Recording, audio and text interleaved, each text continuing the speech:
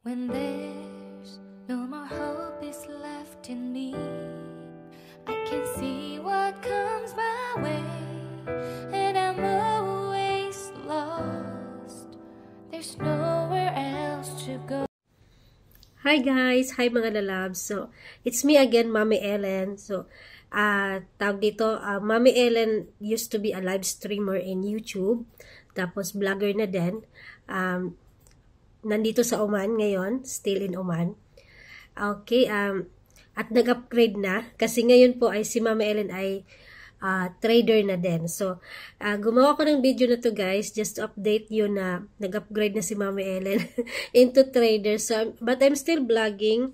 Hindi na nga lang ako nagla-live streaming sa YouTube kasi busy na ang buhay-buhay dahil may alaga na akong baby na aking pamangkin. So, what I am going to talk about today guys is about sa journey ko bilang isang trader. So actually, dahil nga palagi tayo sa social media, YouTuber tayo, so marami akong nakikitang about platform, about trading.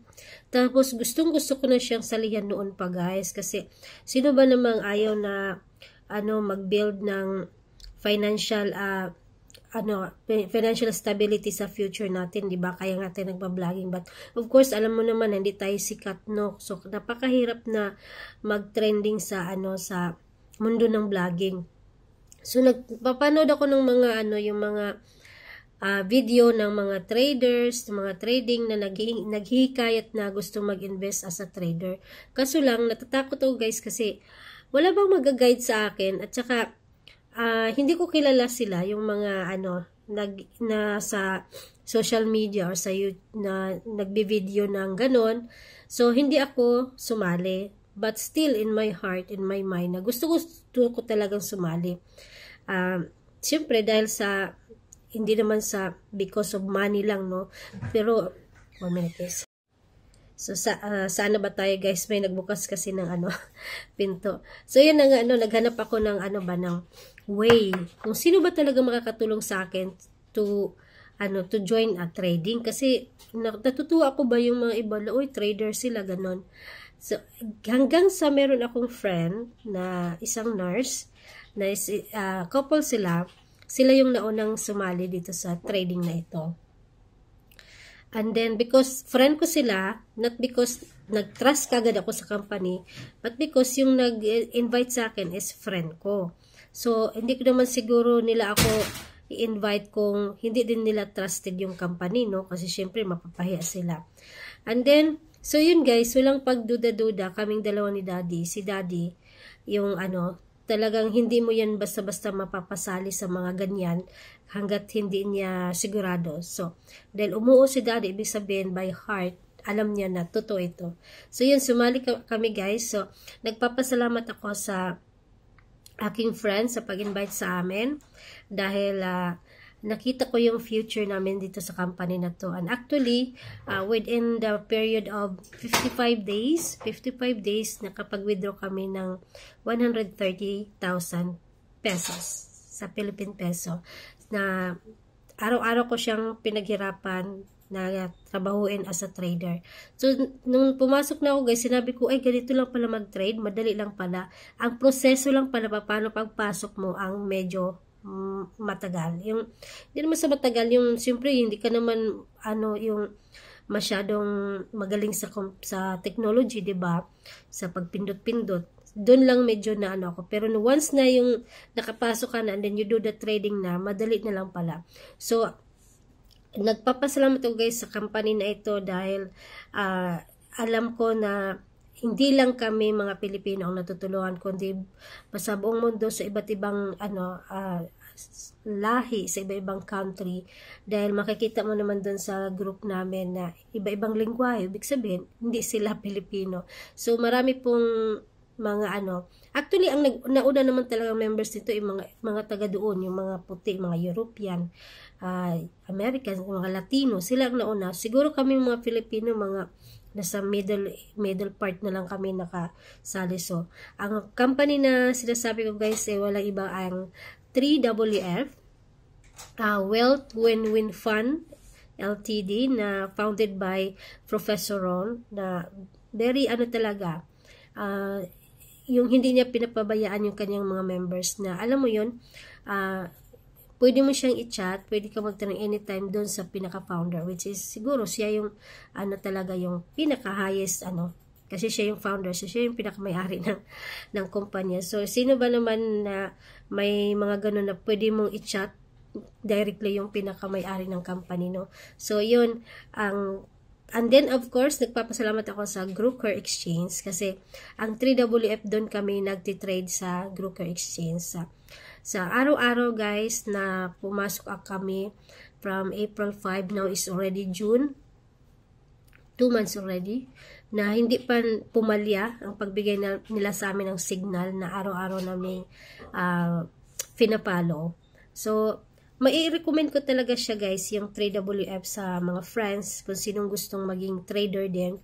Mai-recommend ko talaga ito sa inyo, guys, na siya yung napaka-accurate nila magbigay ng signal, at saka hindi sila mahirap kausapin, and at the same time kung talagang you are already qualified to withdraw your earnings, napakadali lang din silang magbigay ng withdrawal mo. But of course, lahat naman ng company mayroong mga rules na sinusunod. Gaya lang din yan, guys, kung ikaw isang regular employee, yung talagang employee ka, diba lahat naman ng company may mga rules. Ganun din po ang mundo ng trading, meron din pong mga rules. Hindi lang doon na papasok ka lang doon just to, ang ingay naman ito ni Daddy. Wait, guys, ha. Ayan, sorry, guys. Ayan, may ginagawa kasi si Daddy. So, gaya nga ng sabi ko, guys, lahat ng company naman, kahit saan tayo papasok na trabaho, mayroon talagang rules. So, sundin lang natin yung rules na binibigay ng company at lahat magiging smooth. So, sa mundo ng trading kasi, siyempre, kailangan mo rin isipin, hindi lang yung para sa sarili mo. Hindi lang yung kabig ka lang ng kabig. Kasi, kaya nga, kaminsan ang company nagbaback down, kumbaga nagsasara. Kasi yung ibang mga empleyado ay selfish lang din siguro yung iba na wala nang ginawa kundi kukunin lang yung sahod nila, pero hindi naman sila nagpe-perform ng magandang performance pabalik doon sa company. So, imagine if you are working as a in the sales, and then your company is offering you a salary of much like this. So, pupunta ka lang ba doon, and then tatayo ka lang ba, and then at the end of the month, kukuliktahin mo yung sahod mo, na hindi ka rin ba mag-i-effort na magbibigay ka din ng business doon sa company para at the same time, alam mo na pagdating ng sahudan, meron kang sasahurin kasi nagbigay ka ng business doon sa company. So, kung pupunta ka lang doon, nakatayo ka lang, and then you don't care if you're making business this day, so, imagine that, ano ang gagawin ng company na ibigay na, anong sahod ibibigay ng company sa iyo? Diba? Kaya minsan, diba, sa mga sales, mayroong mga supervisor, manager na nakatayo, just to remind the employees to do your job, yung talk, So, ganun din po ang aming 3WF, guys. So, we encourage everyone to share the good news of 3WF para mas marami tayong kasama, mas masaya, diba? We give back to the company, at the same time the company give back to us. So ganun lang ang guys, yung para win-win lang yung situation natin dito sa 3WF, kasi yun ang sabi ko, imagine yourself working in a company and then you just wait there and wait for your salary at the end of the month. So pagdating nga naman ng panahon, expected mo na lang magsasara talaga yung company mo kasi wala ka namang ka-effort doon. Okay, so ganun lang din, guys, ang rules namin. Very simple lang, just follow the rules. You are not obliged to have a deadline when to bring people on your team. Wala namang deadline yon. But it's in your own decision kung kailan. Kung gusto mo mag-grow ka agad na maka-withdraw ka ng pera in the period of time na yung may goal ka, then gawin mo yung mas mabilis, mas maganda, 'di ba? So yun lang, guys, ang ma-share ko lang na I'm very thankful for the 3WF kasi hindi tayo pinapabayaan ng founder. Every day nagbibigay siya ng reminders kung ano dapat gawin, kung ano yung mga techniques, how to approach people, to talk to them in a very approachable way, na maintindihan nila na itong ating company ay hindi katulad ng ibang company na sila yung, siyempre may mga sabi nila na scam daw sila, di ba? So, kasi di ba pag sinabi mong trading, ang ng mga tao ay scam yan, ganun kagad. So, we have to let them know, na to show them by our experience na hindi siya talaga scam. Okay, so sa mga gusto po guys na sumali, ayan, mag-message lang po kayo sa akin sa baba. And then, isisingit ko din yung aking messenger sa Facebook para masundan ninyo ako.